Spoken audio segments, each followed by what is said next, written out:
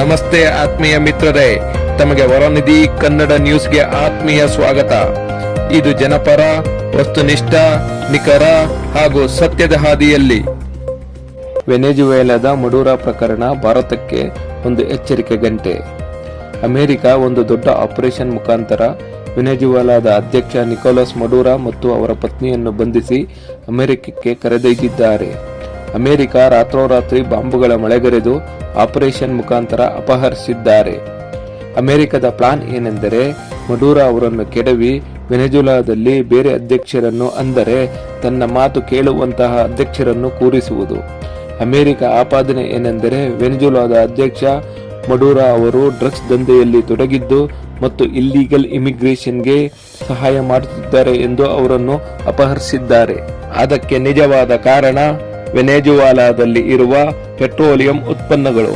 ಅಮೆರಿಕದ ಆಪಾದನೆ ಒಂದು ತಂತ್ರ ಅಷ್ಟೇ. ಈಗ ಅಮೆರಿಕ ತನ್ನ ಸಾಧನೆ ಬಗ್ಗೆ ಹೆಮ್ಮೆ ಪಟ್ಟುಕೊಳ್ಳುತ್ತಿದೆ. ಆದರೆ ಜಿಯೋಪಾಲಿಟಿಕ್ಸ್ ನಲ್ಲಿ ಇದರ ಬಗ್ಗೆ ಬೇರೆಯದೇ ಆದ ಚರ್ಚೆಗಳು ನಡೆಯುತ್ತಿದ್ದು, ಇದು ಅಮೆರಿಕದ ಸೋಲು ಎಂದು ಬಿಂಬಿಸಲಾಗುತ್ತಿದೆ. ನಿಕೋಲಸ್ ಮಡುರಾ ಅವರು ಅಮೆರಿಕದ ವಿರೋಧಿ ನೀತಿಯನ್ನು ಅಳವಡಿಸಿಕೊಂಡಿದ್ದು ಚೈನಾ ಮತ್ತು ರಷ್ಯಾ ಜೊತೆ ಶಸ್ತ್ರಾಸ್ತ್ರಗಳ ಖರೀದಿಯಲ್ಲಿ ತೊಡಗಿತ್ತು. ಮಡುರಾ ಅವರು ಕ್ಯಾಪಿಟಲಿಸ್ಟ್. ಅವರು ಚೈನಾ ಮತ್ತು ರಷ್ಯಾದಿಂದ ಪ್ರೇರಿತರಾಗಿದ್ದರು. ಇದರಿಂದ ಅಮೆರಿಕಾಗೆ ಇರುಸುಮುರುಸಾಗಿತ್ತು. ಪೆಟ್ರೋಲಿಯಂ ಕುರಿತ ಎಲ್ಲ ನಿಯಮಗಳು ಅಮೆರಿಕದ ವಿರುದ್ಧವಾಗಿತ್ತು. ಡೊನಾಲ್ಡ್ ಟ್ರಂಪ್ ಒಬ್ಬ ವ್ಯಾಪಾರಿ. ಅವನಿಗೆ ಲಾಭ ಬರಬೇಕು. ಇಲ್ಲ ಅಂದರೆ ಡೊನಾಲ್ಡ್ ಟ್ರಂಪ್ ಏನು ಬೇಕಾದರೂ ಮಾಡಬಹುದು. ಅದನ್ನೇ ಈಗ ವೆನೆಜುವೆಲಾದ ಅಧ್ಯಕ್ಷರನ್ನು ಅಪಹರಿಸಿರುವುದು. ಇವೆಲ್ಲವನ್ನು ನೋಡಿದರೆ ಟ್ರಂಪ್ ಡ್ರಗ್ಸ್ ಮತ್ತು ಇಲ್ಲೀಗಲ್ ಇಮಿಗ್ರೇಷನ್ ಹೆಸರಲ್ಲಿ ವೆನೆಜುವೆಲಾದ ಮೇಲೆ ಹಿಡಿತ ಸಾಧಿಸಬೇಕು ಮತ್ತು ಹೇಗಾದರೂ ಮಾಡಿ ಅಮೆರಿಕದ ವಿರೋಧಿ ಮಡುರಾ ಅವರನ್ನು ಅಧಿಕಾರದಿಂದ ಕೆಳಗಿಳಿಸಬೇಕು. ಆದರೆ ಬೈಡನ್ ಅಡ್ಮಿನಿಸ್ಟ್ರೇಷನ್ ಇದರ ಬಗ್ಗೆ ಹೆಚ್ಚು ತಲೆಕೆಡಿಸಿಕೊಳ್ಳಲಿಲ್ಲ. ಅಮೆರಿಕದಲ್ಲಿ ಟ್ರಂಪ್ ಬಂದ ಮೇಲೆ ಜೆಲೆನ್ಸ್ಕಿಗೆ ಸಪೋರ್ಟ್ ಮಾಡಿ ರಷ್ಯಾ ವಿರುದ್ಧ ಎತ್ತಿಬಿಟ್ಟರು. ಇದೆಲ್ಲ ಒಂದು ನಾಟಕ. ಮತ್ತೊಂದು ಏನೆಂದರೆ ಚೈನಾದ ಮೇಲೆ ಸೌತ್ ಕೊರಿಯಾ, ಜಪಾನ್ ಅನ್ನು ಎತ್ತಿಬಿಟ್ಟರು. ಚೈನಾದ ಸಂಪನ್ಮೂಲಗಳಿಗೆ ತೊಂದರೆ ಕೊಟ್ಟರು.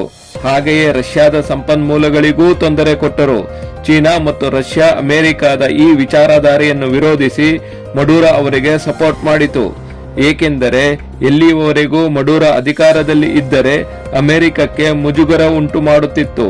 ಅದಕ್ಕೆ ಅಮೆರಿಕ ಡ್ರಗ್ಸ್ ಹೆಸರಿನಲ್ಲಿ ವೆನೆಜುವೆಲಾದ ಸಮುದ್ರದಲ್ಲಿ ಶಿಪ್ಗಳಿಗೆ ಬಾಂಬ್ ಹಾಕಿತು. ವೆನೆಜುವೆಲಾದ ಮೇಲೆ ಬಲಪ್ರಹಾರ ಮಾಡಿತು. ಐಬಿಗಳನ್ನು ಬಿಟ್ಟು ಅದನ್ನು ತುಳಿಯಲು ಪ್ರಯತ್ನ ಪಟ್ಟಿತು. ಇದು ಜಿಯೋಪಾಲಿಟಿಕ್ಸ್ ಗೇಮ್. ಇದರಿಂದ ಅಮೆರಿಕಕ್ಕೆ ಹೆಚ್ಚು ಖರ್ಚಾಗುತ್ತಿತ್ತು. ವೆನೆಜುವೆಲಾದ ಮೇಲೆ ನಿಗಾ ಇಡುವುದು, ಐಬಿ ಕಳಿಸುವುದು, ಸಮುದ್ರದಲ್ಲಿ ಶಿಪ್ ಮೇಲೆ ಬಾಂಬ್ ಹಾಕುವುದು, ಇದು ಅಮೆರಿಕಕ್ಕೆ ಅತಿ ಖರ್ಚಾಗುತ್ತಿತ್ತು. ಆದರೆ ಚೀನಾ ಮತ್ತು ರಷ್ಯಾಗೆ ಯಾವುದೇ ಖರ್ಚಿಲ್ಲದೆ ಮಡುರಾಗೆ ಸಪೋರ್ಟ್ ಮಾಡುತ್ತಿದ್ದವು. ಇದರಿಂದ ಅಮೆರಿಕ ಒಳಗೆ ಕುದಿಯುತ್ತಿತ್ತು. ಇದರಿಂದ ಚೀನಾ ಮತ್ತು ರಷ್ಯಾ ಅಮೆರಿಕದ ಸಂಪನ್ಮೂಲಗಳಿಗೆ ತೊಂದರೆ ಕೊಟ್ಟರು. ಇಂಥ ಪ್ರಮುಖವಾದ ವಸ್ತುನಿಷ್ಠ ವರದಿಗೆ ವರನಿಧಿ ಕನ್ನಡ ನ್ಯೂಸ್ ಅನ್ನು ಲೈಕ್ ಮಾಡಿ. ಸಬ್ಸ್ಕ್ರೈಬ್ ಮಾಡಿಲ್ಲವೆಂದರೆ ಸಬ್ಸ್ಕ್ರೈಬ್ ಮಾಡಿ, ಬೆಲ್ ಐಕಾನ್ ಒತ್ತಿ ಮತ್ತು ಕಮೆಂಟ್ ಹಾಗೂ ಶೇರ್ ಮಾಡಿ. ಇದರಿಂದ ನಮಗೆ ನ್ಯೂಸ್ ಮಾಡಲು ಸ್ಫೂರ್ತಿ ದೊರೆಯುತ್ತದೆ ಹಾಗೂ ನಿಮಗೆ ನ್ಯೂಸ್ ಬೇಗ ಸಿಗುತ್ತದೆ. ಧನ್ಯವಾದಗಳು ಮಿತ್ರರೇ. ಜೈ ಹಿಂದ್, ಜೈ ಕರ್ನಾಟಕ.